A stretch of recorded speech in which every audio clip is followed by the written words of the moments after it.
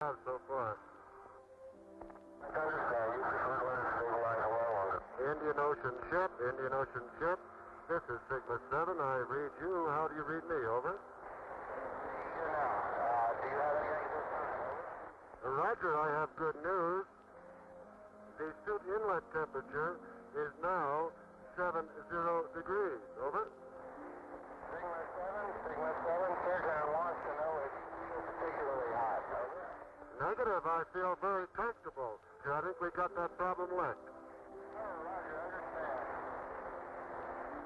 Roger, everything is good here. Thank you very much for waiting for me to come by again.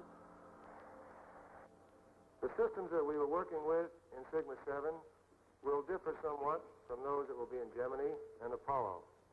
But the use of these systems, the pilot control of these systems, is something I felt was my responsibility, was something I felt I could prove, and was something that the range itself was helping me evaluate.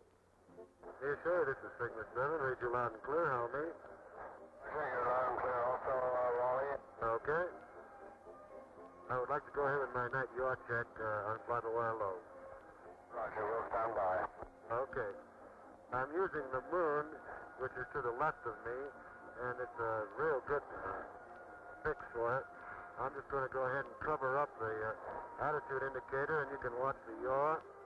I'm going to gyro 3. Going to select fly-by-wire low at this time. I'm going to put the moon in the center of the window first, and holding roll and pitch, and then put the moon back where it belongs. The moon is approaching the center of the window at this point. I'm quite satisfied with both day and night checks. I've been real pleased with it. I have to say that this has been a real treat to see these bears fall into place. We needed to find out how long the control fuel would last. In both John's case and Scott's case, we were fairly low on fuel, but we didn't have the high reserves that we were trying to put on my flight. We only wanted 3 orbits. There was enough fuel for 3 orbits. They had enough, obviously, to complete them, or I wouldn't have been able to introduce them to you today. My intention was to use so little fuel that no one could argue that we had enough fuel aboard Sigma 7 for 18 orbits if we wanted it. I think I proved that point. Sigma 7, Hawaii Capcom. Roger, Hawaii Capcom, it's 6-7. How do you read?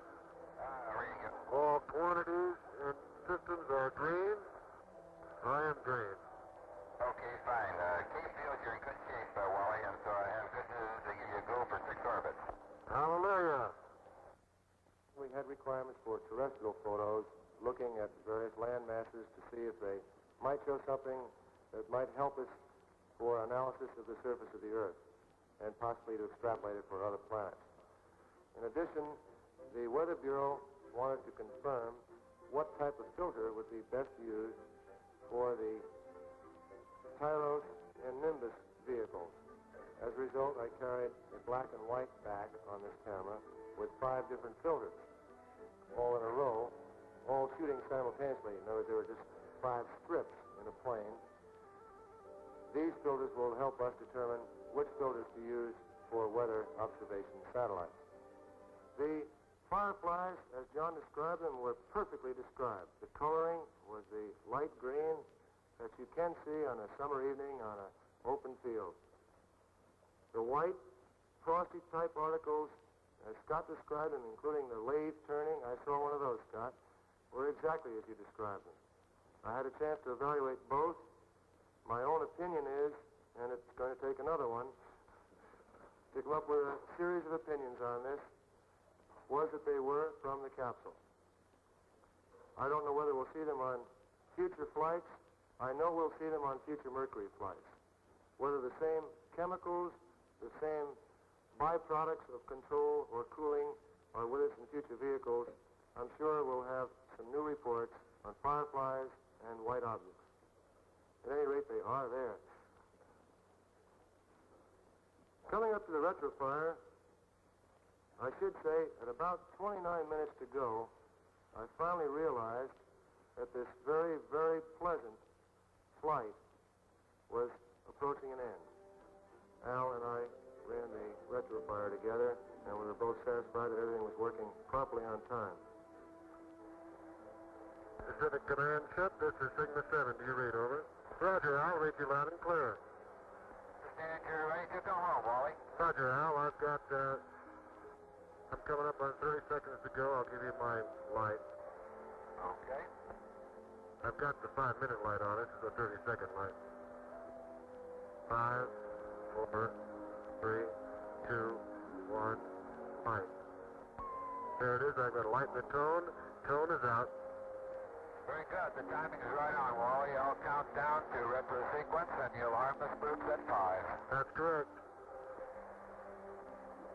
Here we go. 10, 9, 8, 7, 6, 5, Come on. 3, 2, 1. Sequence.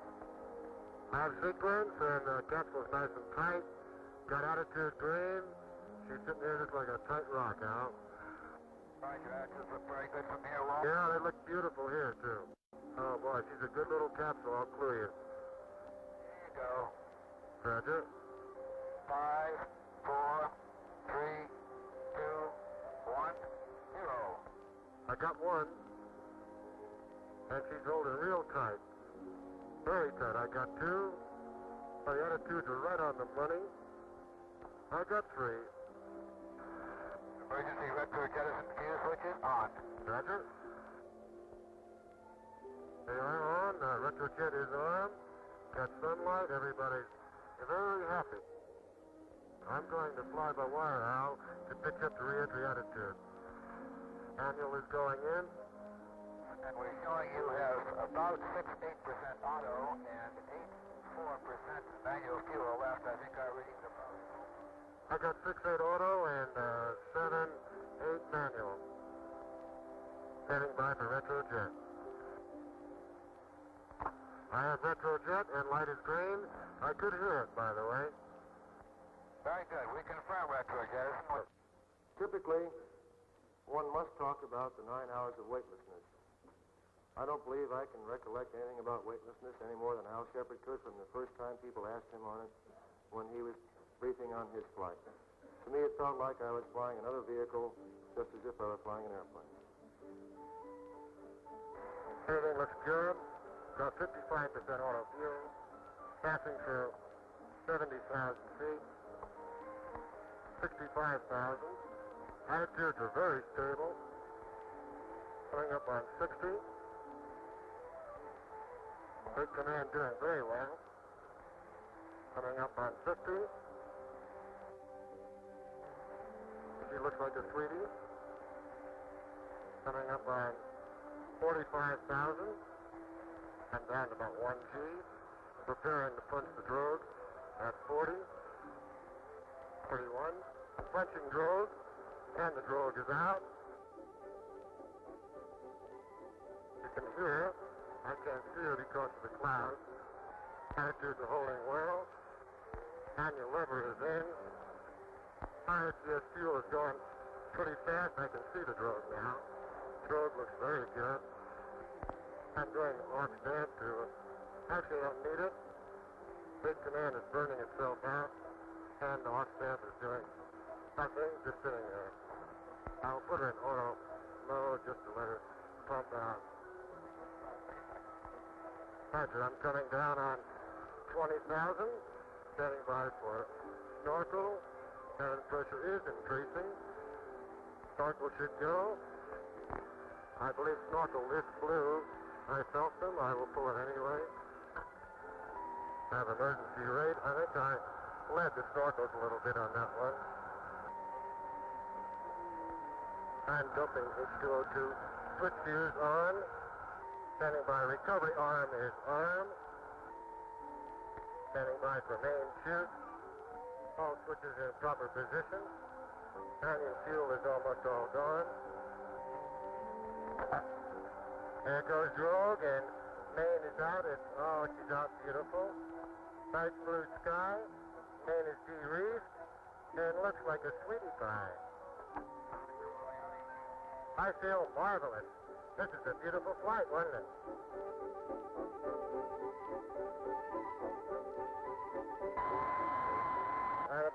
impact now. I'm just about on the worst.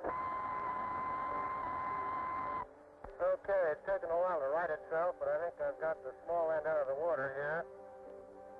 Oh, this is a sweet little bird. I just can't get over it. Hello, Astro. Hello, Astro. It's Swiss 1, primary heel, over. Hey, Roger, Swiss 1, this is Astro. How are you today? Hi, fine. Got you on bird dog. Give me a short count, please. Roger, short count follows. 1, 2, 3, 4, 5. 5, 4, 3, 2, 1. This is Astro Sigma 7. Very happy to be back in the Pacific Fleet. Okay, Astro, the swimmers are in the water. Roger. Howdy, fellas. They know I'm all right, I assume. I heard them knock on the capsule. Astro, this is Swiss pilot. The carrier is about 3/4 of a mile.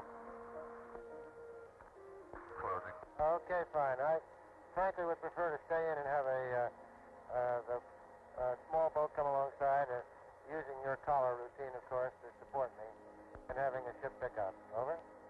Roger, understand you on ship's small boat. We'll give them that word right away. Sigma 7 was dry as a bone. I was comfortable. I should say that the recovery forces had practiced. I knew that Captain Rankin had practiced with his crew to pick me up, and I decided I wanted to come aboard first class, and did. We've extended our envelope now to 9 hours.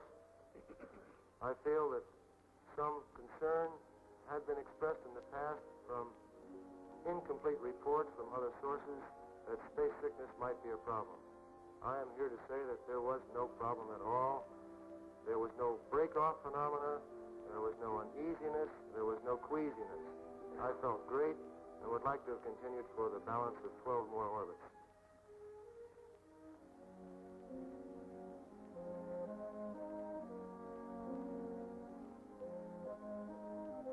As the dust and debris settled from the hatch departure, I stepped out on the number 3 elevator and requested permission to come aboard. This is a novel way for a carrier aviator to come aboard a carrier.